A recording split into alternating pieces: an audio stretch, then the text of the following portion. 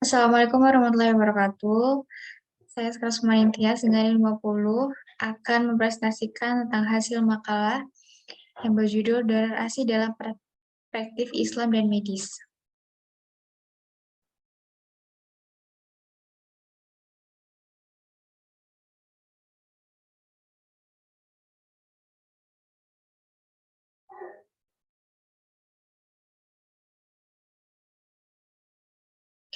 Donor ASI dalam perspektif medis, donor ASI adalah memberikan ASI dari ibu pendonor kepada bayi yang ibunya tidak dapat memberikan ASInya sendiri.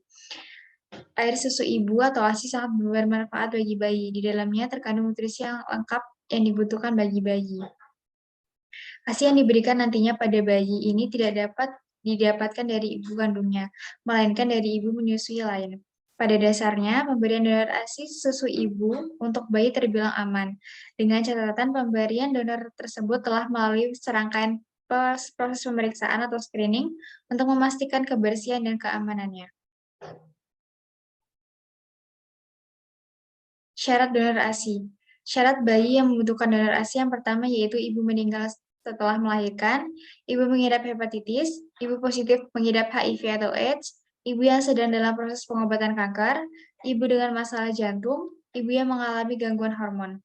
Syarat bagi pendonor ASI yaitu ada permintaan donor dari ibu kandung atau keluarga bayi, identitas ibu menyusui yang memberikan donor diketahui dengan jelas, ada persetujuan dari pendonor setelah mengetahui identitas bayi yang akan diberikan ASI, kondisi kesehatan tubuh pendonor terbilang baik, sehat, dan serta tidak memiliki masalah medis, ASI yang telah diberikan dari pendonor tidak boleh diperjualbelikan. Donor ASI dalam perspektif Islam.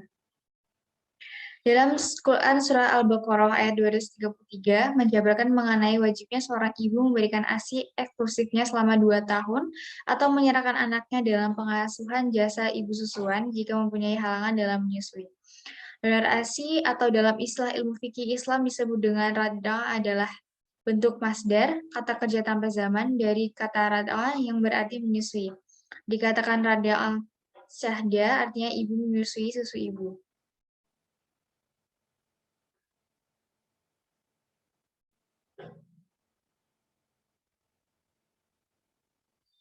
Dengan merujuk pada firman Allah, hadis Nabi Muhammad SAW serta jumhur ulama tersebut, maka dalam fatwanya MUI menetapkan bahwa seorang ibu boleh memberikan ASI kepada anak yang bukan anak kandungnya, demikian juga sebaliknya, seorang anak boleh menerima ASI dari ibu yang bukan ibu kandungnya sepanjang memenuhi ketentuan syar'i.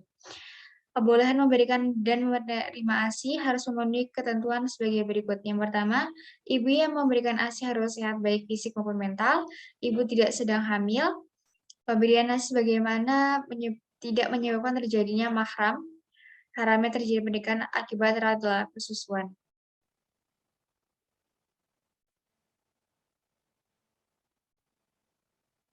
Terjadinya mahram, haramnya terjadi pernikahan akibat radha atau persusuan jika yang pertama, usia anak yang menerima susuan maksimal 2 tahun kamariah, ibu pendonor ASI diketahui identitasnya secara jelas, jumlah ASI yang dikonsumsi sebanyak minimal 5 kali persusuan, cara penyesuaian dilakukan baik secara langsung ke puting susu ibu, imtisah, maupun melalui parahan.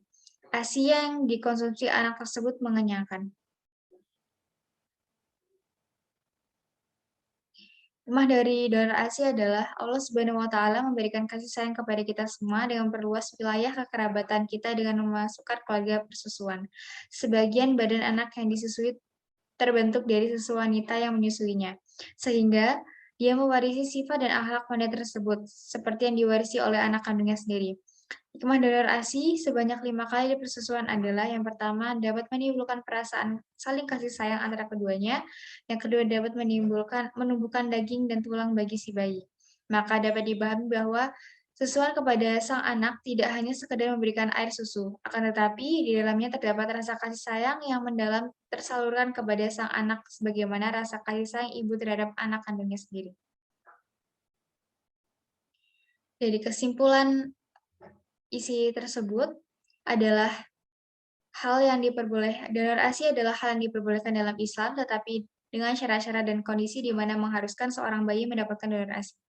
Namun, donor ASI tidak boleh diperjualbelikan karena menurut beberapa ulama, hal tersebut termasuk haram hukumnya.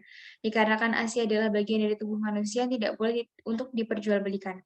Sedangkan dalam pandangan medis, donor ASI diperbolehkan dengan catatan pendonor harus melakukan screening guna mengetahui apakah pendonor memiliki penyakit yang dapat membahayakan bayi atau tidak. Keseluruhan proses wajib diikuti dan dipatuhi oleh pendonor dan penerima donor ASI.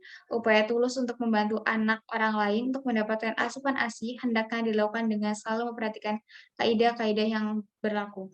Karena khusus bagi yang beragama Islam sesuai hukum agamanya, donor ASI dapat berimplikasi pada terjadinya hubungan kemahraman, mencegah terjadinya pernikahan atau perkawinan karena terjadinya hubungan kemahraman.